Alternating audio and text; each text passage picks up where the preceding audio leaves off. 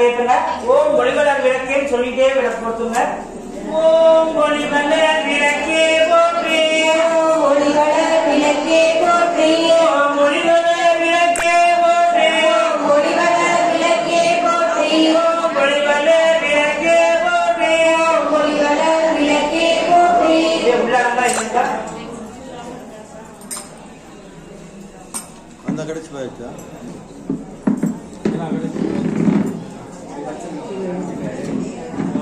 அம்மா வரவேற்கும். விளக்கேற்றம்மா